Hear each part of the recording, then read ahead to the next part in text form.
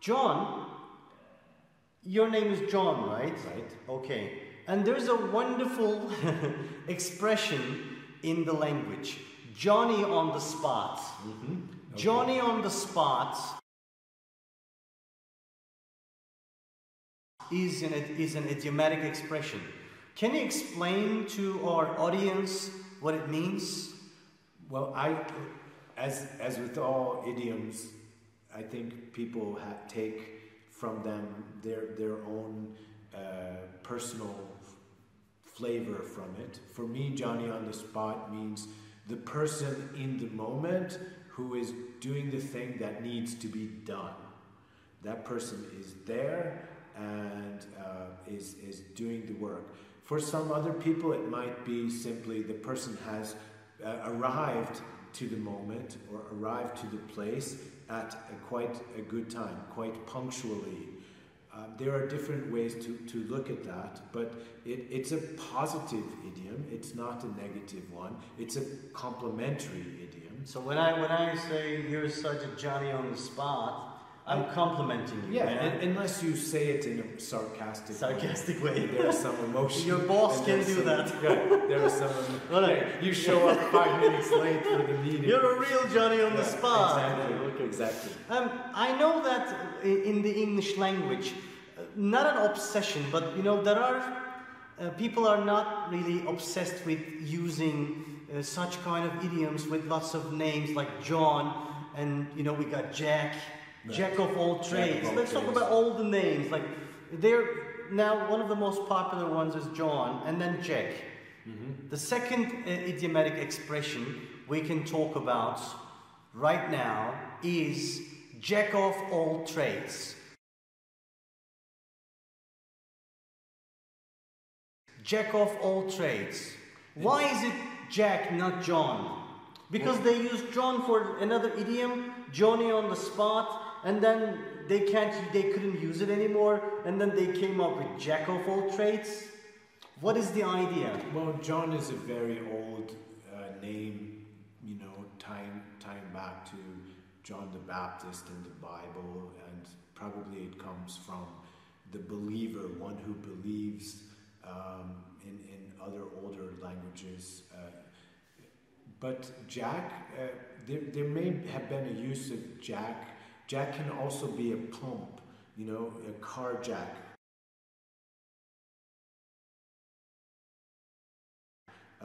Or to hijack, right? To hijack. Hijack is a negative one, right?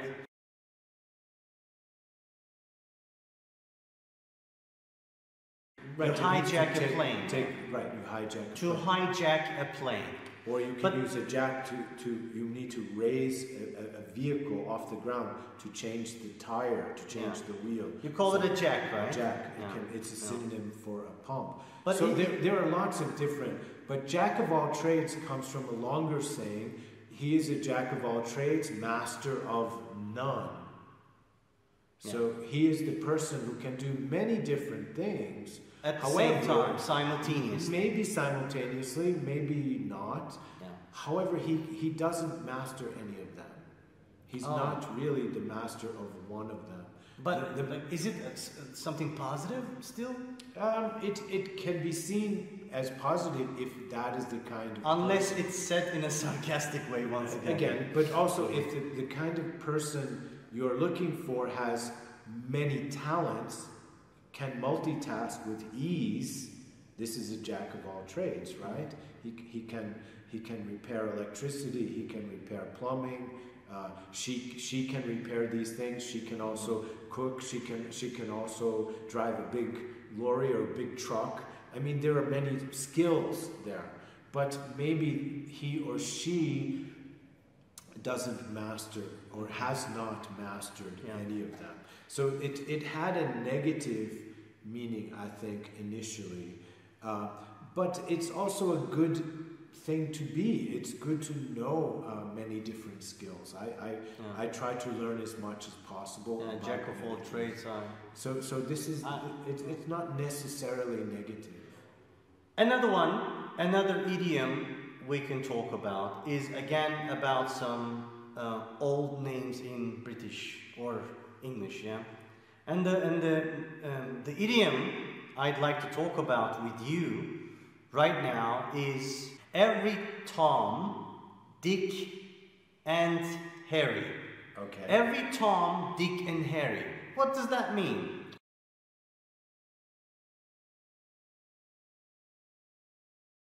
Well, I think it means simply every common person. Everybody, yeah?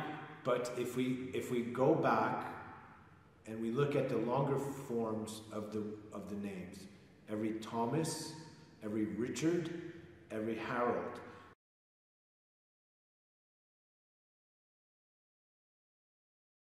These are very old English The names. second one was Dick, right? Dick. Dick is a short form, just like Jack is a short form of John or Jonathan. Yeah. Dick is a short form of Richard. And you That's new information for everybody. Just Dick is the short form of Richard, not Dickard. Right, Okay. exactly.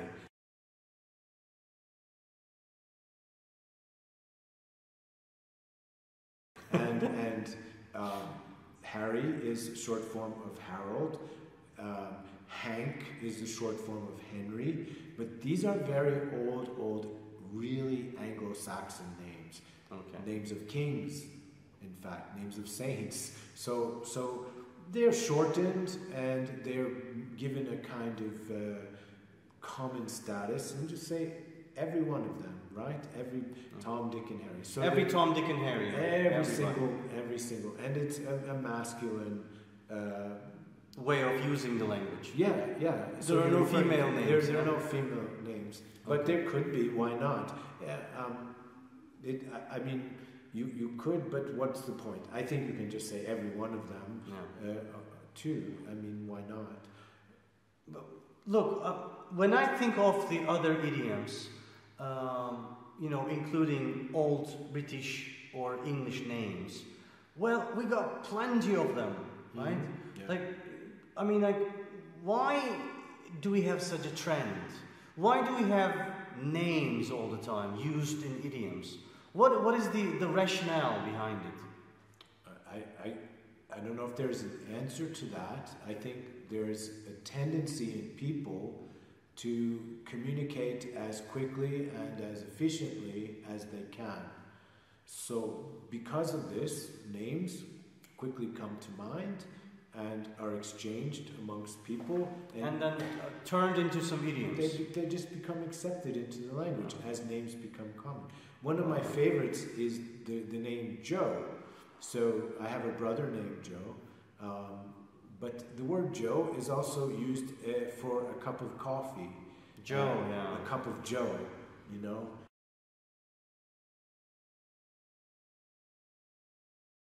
And I don't know if it's used as much as it used to be, and I don't know. Joe. I'm so like you saying, hey, how you doing, man? What are you doing? I'm drinking my Joe. You don't say that? That probably wouldn't be said. What would you say instead? Well, I'm having a cup of coffee or. So you don't use Joe in that sense. Someone might say I'm having a cup of Joe. Oh, a cup of Joe. Okay.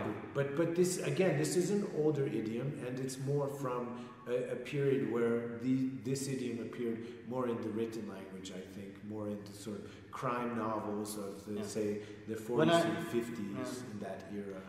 But I just find it amusing. That there is another word out of the word Joe, mojo.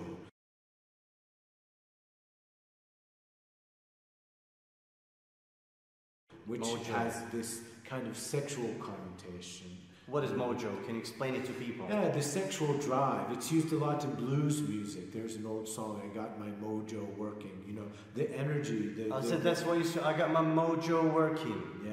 Oh my God, so I'm feeling excited. I'm feeling excited and I'm feeling sort of energized. I've got my mojo working out. Yeah. So this is heard a lot in blues music. I don't know if you have a context to use it, but just to let you know. John, I have another one about your name again. Okay. You're everywhere, John. Common name. John Doe.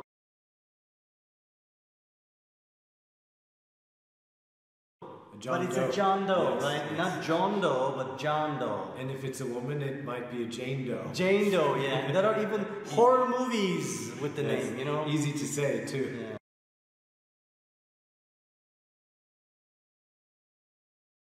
John, yeah.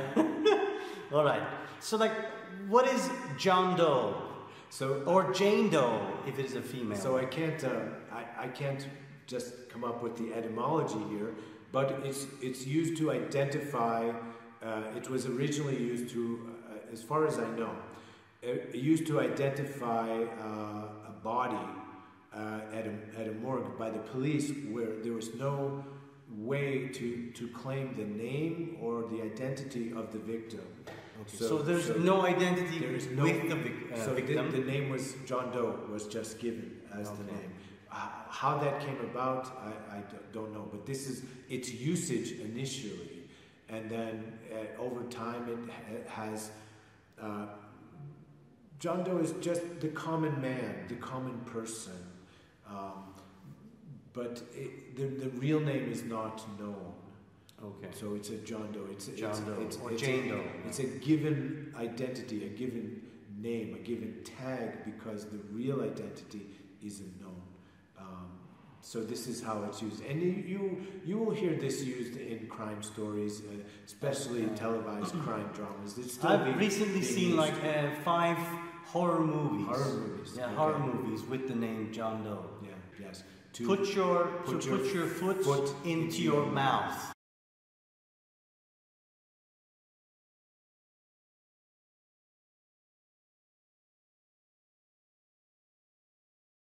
Yeah. So to say something that you wish you had not said. Because that will offend the other people. Possibly offend them, or make you look very foolish, very stupid, very bad. Yeah. So you need to be careful of that when using idioms. And of course, and don't put your foot into your mouth.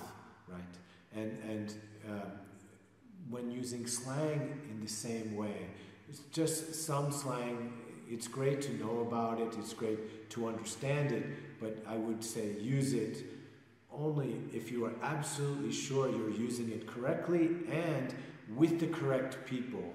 Especially important to understand this.